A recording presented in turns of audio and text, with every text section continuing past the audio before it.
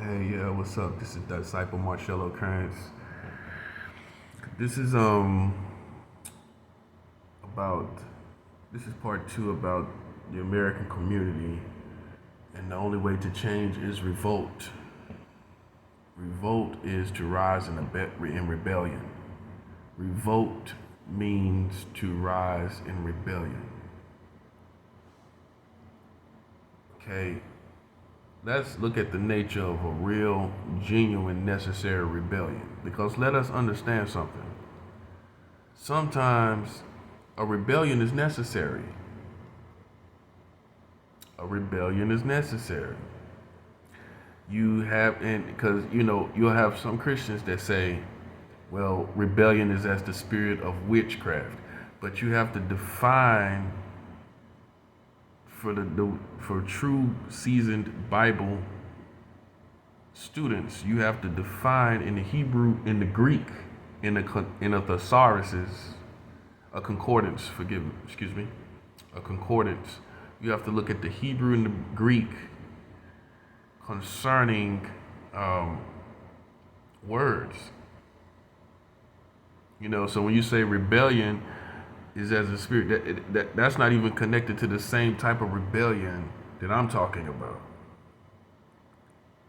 This is talking about a movement of people getting up and understanding and realizing something is not right and what they need to do about it and who is the enemy and what to oppose. Because unfortunately, in the black community has become its own enemy. You don't have to believe me. You can see it for yourself. While you are desensitized to black on black crime, I'm not. While you are desensitized to it, a lot of people are not desensitized to it. They find it to be outrageous. While you sitting around having cookouts, right after drive-bys happen, you having cookouts. You playing spades right after it happened. You're not praying. You're not trying to check on people. You're not doing any of that. You're going right back to partying as usual. While other people are crying for your neighborhood. The neighborhood you grew up in. You got people crying for your neighborhood in sorrow and sadness for the state of your neighborhood, and they're 1,000 miles away.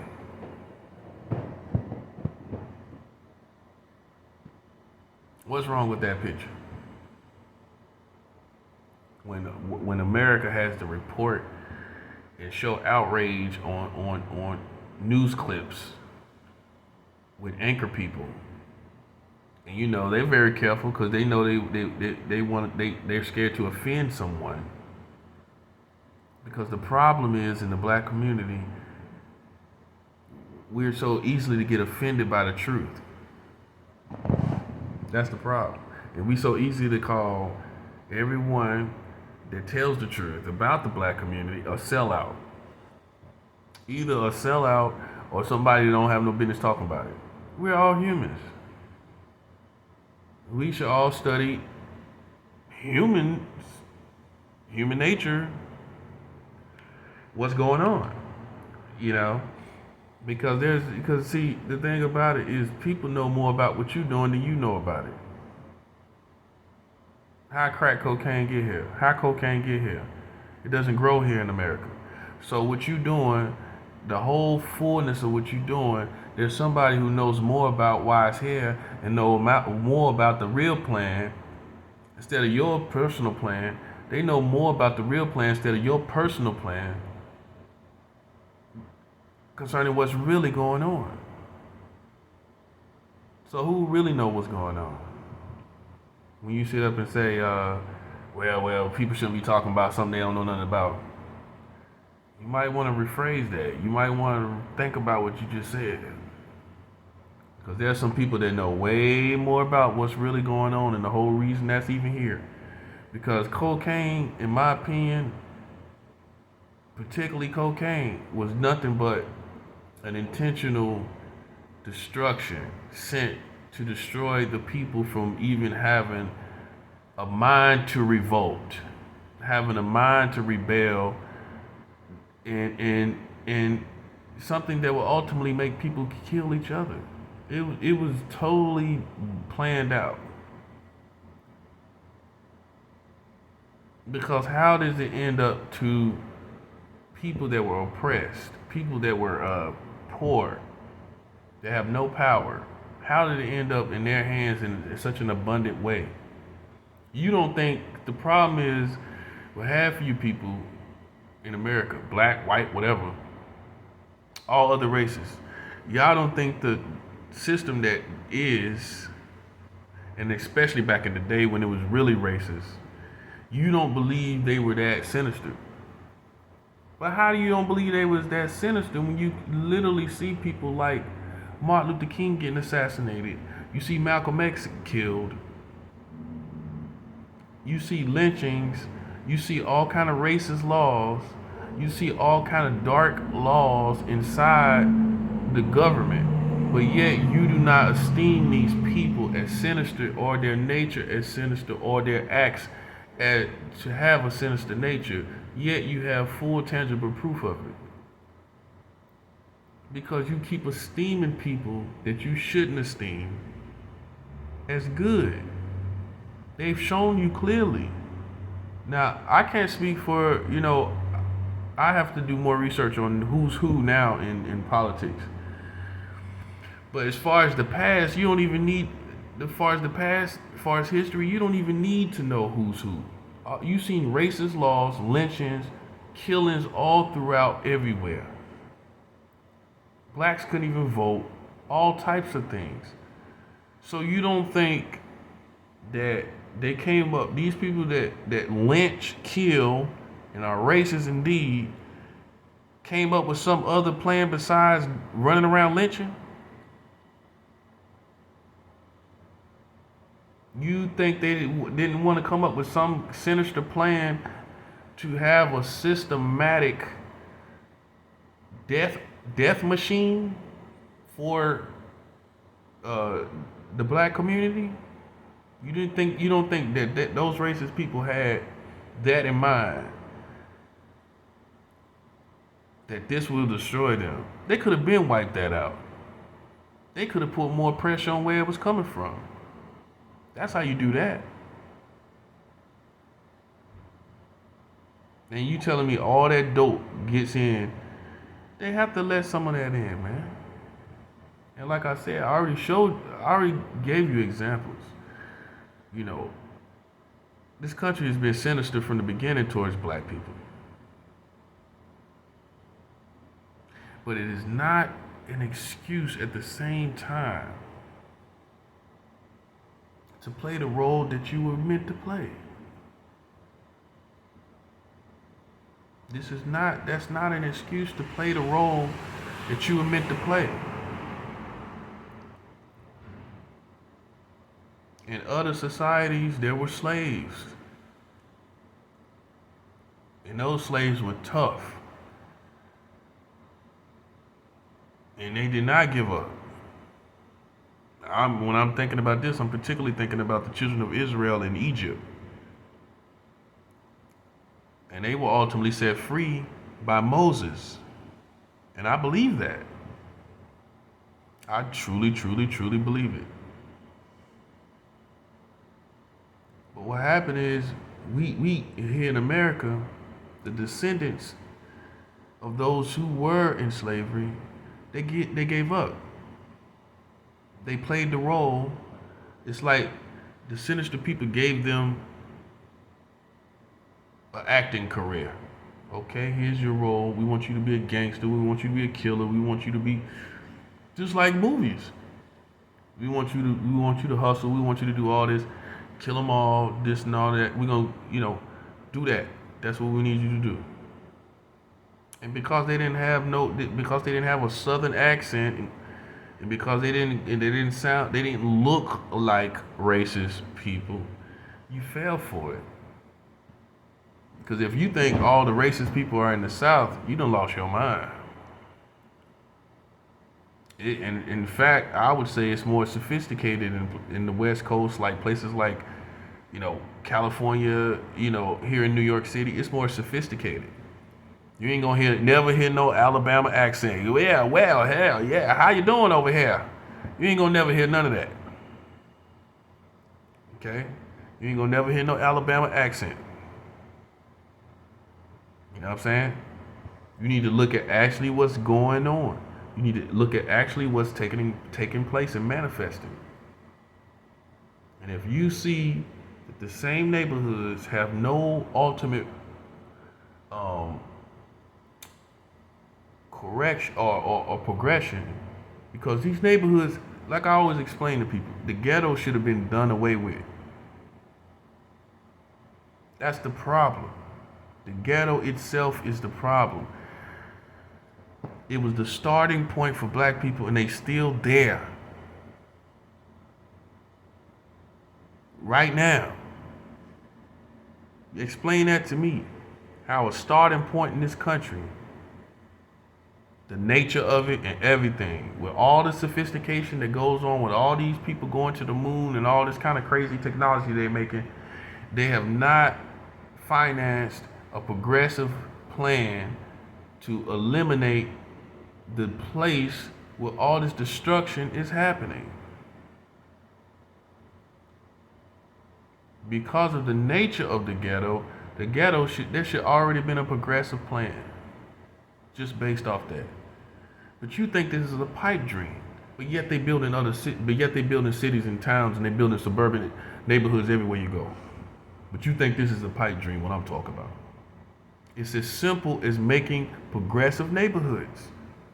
It's as simple as making safe neighborhoods. And you see them being built all the time.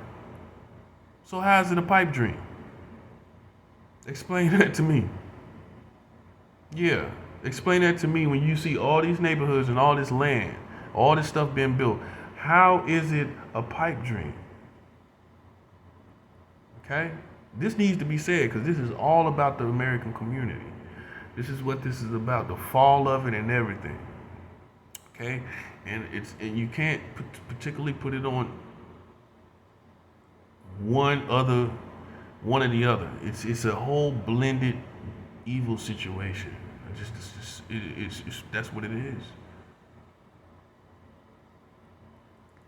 And because of the beginning, when everyone was fighting and understanding the system itself was evil, and understanding it was the problem, the racist laws, the racist authorities, people are only focused on that, and they're not comfortable focusing on the evil of the American people as a community. They're not comfortable with that. It makes everyone cringe to have to face the facts or the issue of the American community being its own worst enemy. Because now at this point, you can't blame dope sellers.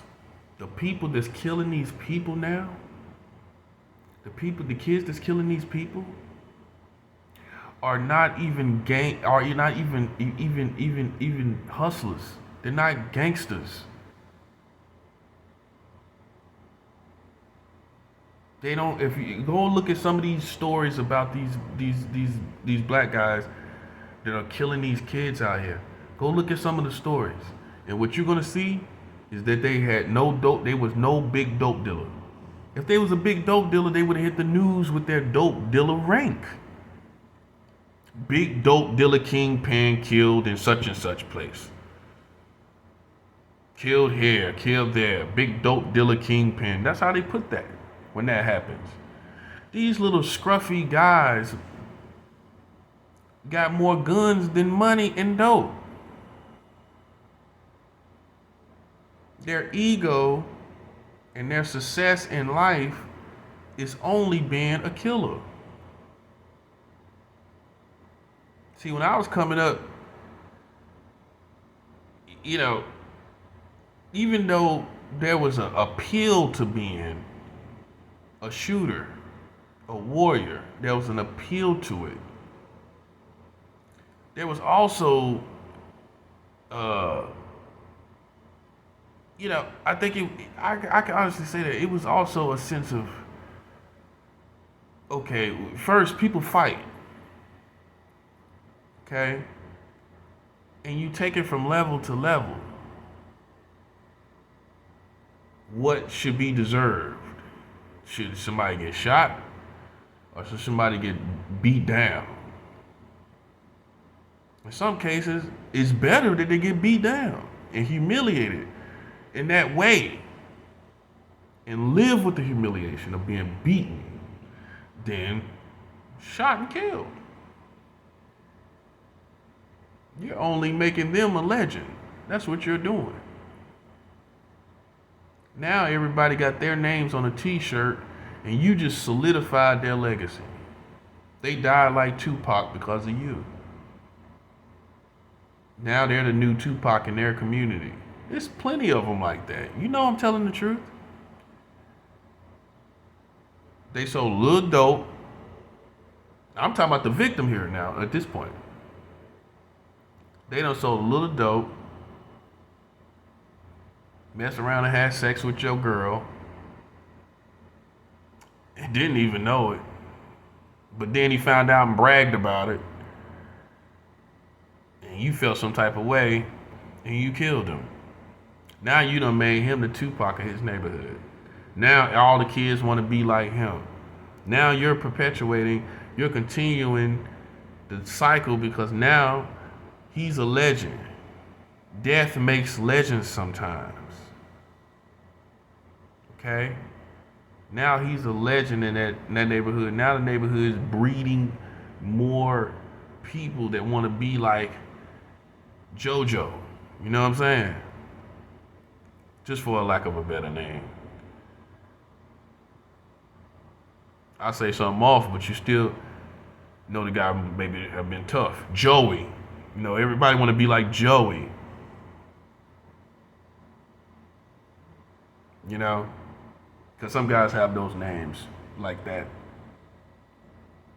But they're tough. So now everybody want to be Joey. You know what I'm saying? Joey, But it's exaggerated. All of it's exaggerated because you want me to tell you something? You want me to tell you what these rappers ain't telling you? I'm talking about the ones with 9 figures. I ain't gonna say no names because everybody will think I'm picking on people. I don't pick on people. You know what I'm saying? I'm not. I really am not that type of person. But all these rappers that got hundreds of millions of dollars. Guess what? Guess what they ain't telling you? They controlled. They control just like you. Let them get up trying to talk about something with their power. Let them get up not in line with white America. Let them get up acting like speaking the facts about how really it's never gotten better for the black community. Let them get up talking about that. See what happens. Because now you got a progressive type of black that will out you and hurt you and kill you. You think, oh, we all brothers and sisters? No, we not. You got some black people that will sit and watch you die and stand with the white people. The last thing you see is a whole bunch of white people and a couple black people standing there watching you die. You can't no longer go with that. You can't go by color anymore. You have to go, and it works both ways. You got to go with, you got to go with what makes, you got to go with the truth of the facts, the energy,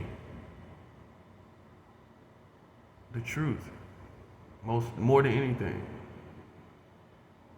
Because if black on black crime is continuing to look at as some desensitize, look at it as some if it's looked at as some with a desensitivity, and people are desensitized about it. If it's looked at through that scope, it's never gonna change. Being used to it, acting like it's no problem, and it's getting worse and worse, and more kids are being killed now than ever. Then more than 2005, more than 2010. I need to catch some of you people up, because you're so desensitized that you can't even see that it's worse. You can't see it. No, you can't. And that's the scariest thing about being in the hood. You're so used to it, you can't even tell it's changing. You're like you ever heard the analogy of the frog in the boiling pot? They put the frog in the pot, and the frog is in there, and they heat the water while the water is cold. Then they heat the water up, and then the frog doesn't even know. The frog don't even jump out, because it was just getting used to the water. It was getting used to the heat. It didn't even know it was being boiled. It didn't even know it was being boiled. So this is the same thing. Being in the hood, you're so used to all this heat, all this craziness, all this stuff, that you never get out of being desensitized. You're not sensitive, in other words, to when it happens. It doesn't touch you anymore. It doesn't hurt you anymore. It doesn't make you feel anything. It doesn't bother you. That's what desensitized is. You're just non-bothered. It doesn't bother you to see people die. To see you don't think it's a problem. That's being desensitized. You don't see it as a problem. You don't see nothing wrong with that. You see that as normal. When you see that as normal, that means you're desensitized. Period. I'm sorry to tell you. That's why if you listen to good rappers, they're crying basically about this stuff going on. They hate they have to do what they have to do. That was the ones everybody looked up to. But what you gonna do? You gonna let somebody smoke you? Of course not. That's the ones that everybody looked up to, not the ones that are the generals over slaughtering people. Those are not the heroes of hip hop culture and black culture. The heroes are the ones that understood the struggle. It was a balance. There wasn't just, we over here slaughtering people. We over here killing people on sight. They won't smoke, whatever. This is the new generation. This, people want to smoke, better not violate this, that, and the third. You know what I'm saying? The older generation, it was about balance. You know what I'm saying? Of course, it went on. All those things went on, but it was a understanding. It was an understanding of who needed to be killed. It wasn't just everybody being killed. It wasn't kids being killed, and there would have been repercussions if it was kids being killed. Yeah, I think I'm saying it right. They knew who they wanted to. They knew who was the problem in the hood. They knew who wanted to be killed. It wasn't just anybody and everybody. Of course, innocent people got killed. Of course, that kind of thing happened. But the enemy was more understood, and the enemy is the one that was shot. This was the mentality that people had more better to say. There was a certain enemy. But this just now, it's just, the enemy is anybody that you decide your enemy. That's what's going on now.